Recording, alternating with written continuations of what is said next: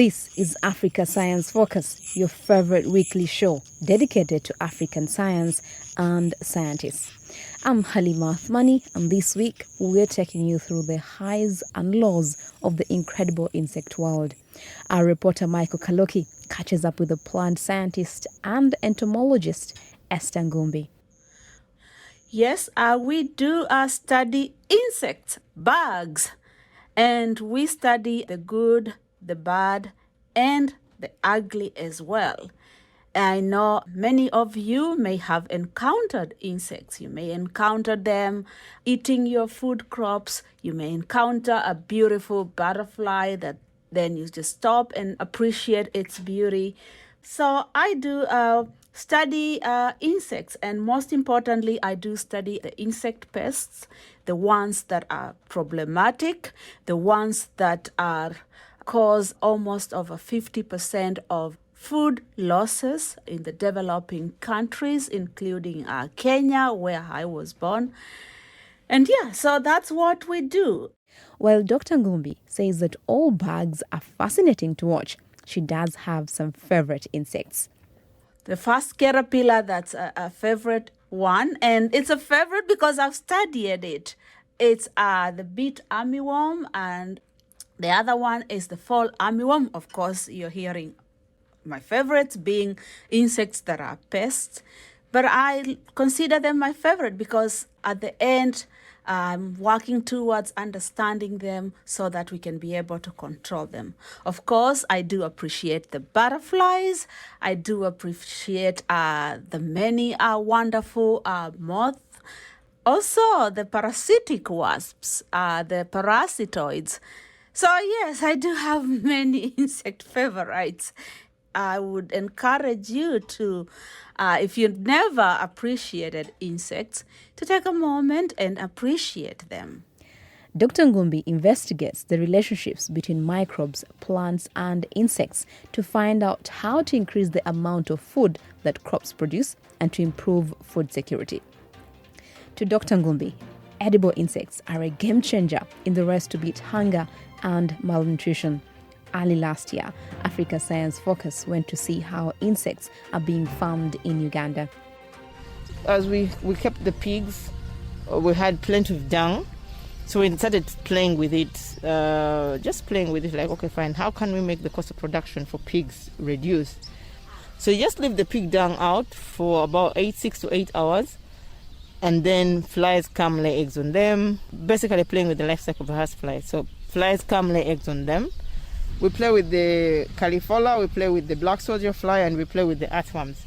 So all you need is to, first of all, get the phobia out of yourself, especially people who think maggots are dirty. But they're beautiful animals, and it's the real way to go at the moment. And if everyone can have them to their disposal, they can grow them. So we are teaching people how to make the maggots. Dr. Ngumbi tells us more about how insects could become a regular part of our diets, especially in Africa's growing urban areas.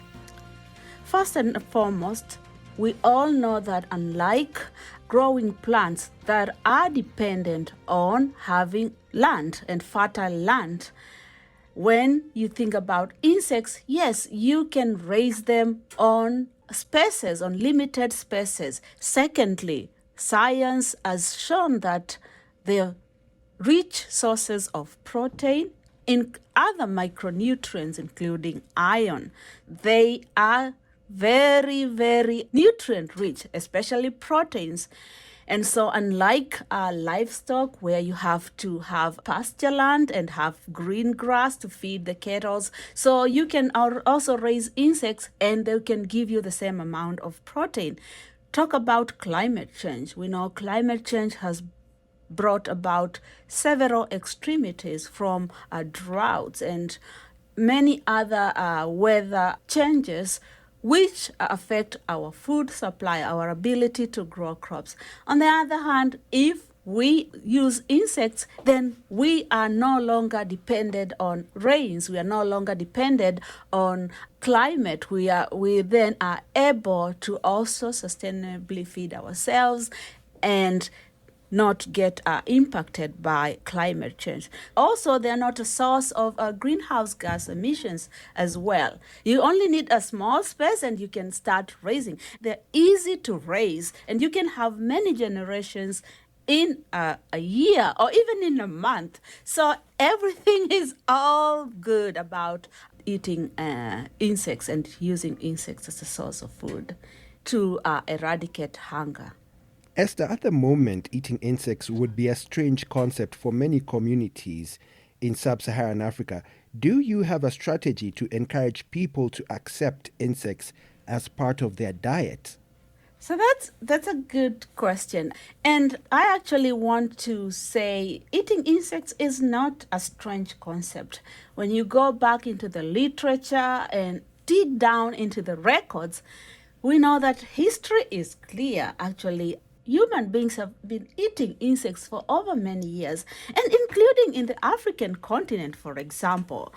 We have the eating of mopane worm in South Africa, Angola, Zimbabwe, Mozambique. And this has been a long tradition. So eating insects is not a new concept. And I can imagine, so I think, grabbing a grasshopper and putting it into your mouth. Whoa.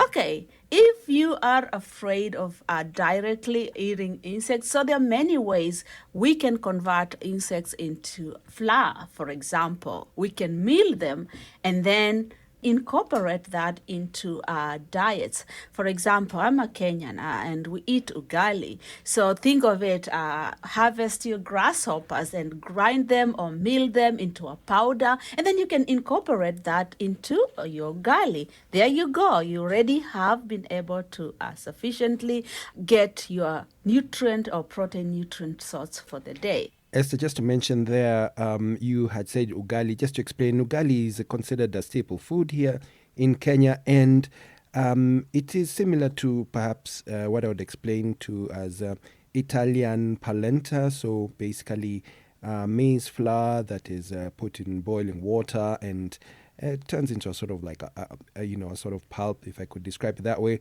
It's also known as sima in Tanzania and nsima in Southern Africa. So there are many, many creative and innovative ways of packaging insects so that we are able to get over that concept of eating a grasshopper, eating a caterpillar, eating a cricket. And so, so there are many ways, and I'm grateful because science and through collaborations between scientists, chefs, and many other people in the culinary world, we are finding creative ways to package insects.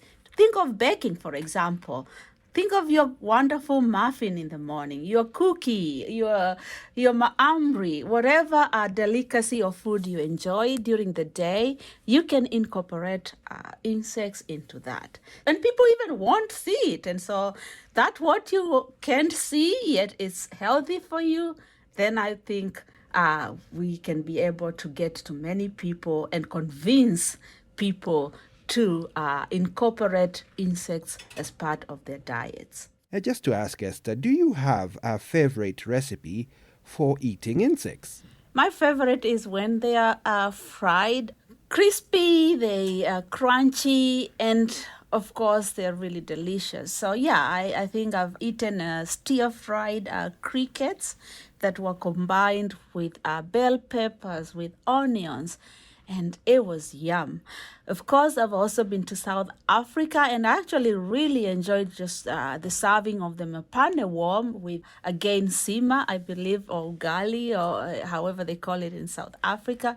And of course, I have also enjoyed stir-fried mealworms as again. They're crunchy, they're yum, and they're interesting. So I have many favorite insect recipes that I've tried and loved. I keep an open mind and I keep trying them as they are shared out there. Open minds could be the key to healthier and happier communities as more people around the world start to see the benefits of putting insects on the menu. And if you'd like to learn more about ways to cook with insects, we'll tell you where. You can find some recipes at the end of the show. Dr. Ngumbi's work isn't limited to insects. She and her colleagues are working to promote healthy eating by encouraging people in the cities to grow some of their own food. Esther, you believe that better urban agriculture can help in combating unhealthy eating habits. However, many people living in cities in sub-Saharan Africa do not have a lot of space around where they live and may question how they would be able to practice agriculture in such areas. Do you have a strategy in mind for such situations? That's the very essence of urban farming, using small spaces and making the most out of these small spaces. It could be a window space. It could be just that small space when you walk out of your door. It could be that the balcony space, for example. When we say that people don't have a space, I think our houses have several spaces that we can use to grow food. There are many ways to grow food, to practice urban farming. It could be just think of that empty jerrycan, for example, that empty just container. You can also pack those containers in a wall and use the wall space to stack them. And there you have food. So I think there's a lot of space than people can imagine. One of the best ways to beat hunger and poverty, Dr. Ngumbi tells Michael, is to make sure that all children have access to education. You grew up in a rural community in Kenya, Esther, and you were one of the first women from your area to achieve a doctorate. Do you feel there are now more educational opportunities for women who live in rural parts of Kenya as well as in other rural areas of sub-Saharan Africa? I believe in part no, in part yes.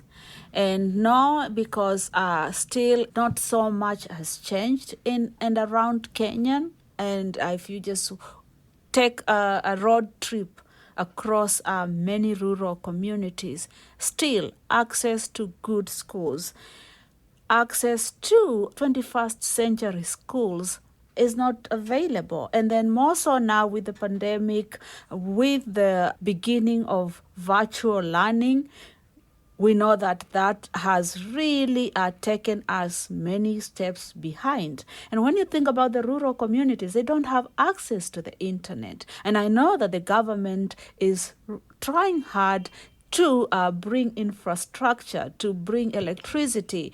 There still are a lot of challenges in the rural communities. And that's why I continue to be invested in ensuring that there are many opportunities for rural girls, rural children. Because you know what? Opportunity or talent is global. Talent is everywhere. Opportunity is not. I want to make sure that those rural children have access to facilities, to education.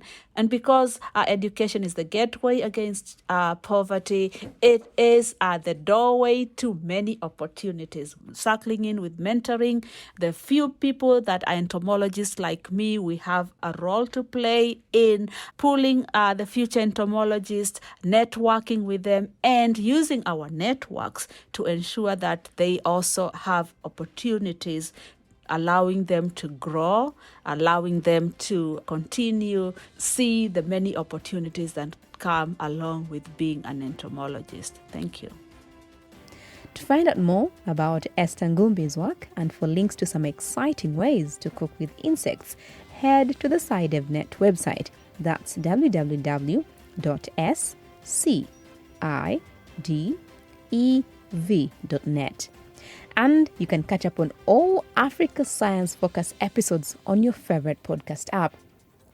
Today's program was produced by Harrison Lewis and edited by Fiona Broom with reporting from Michael Kaloki. Africa Science Focus is produced by SciDevNet and distributed in association with your local radio station. I'm Halima Athumani. See you again next week. This program was funded by the Carnegie Corporation of New York.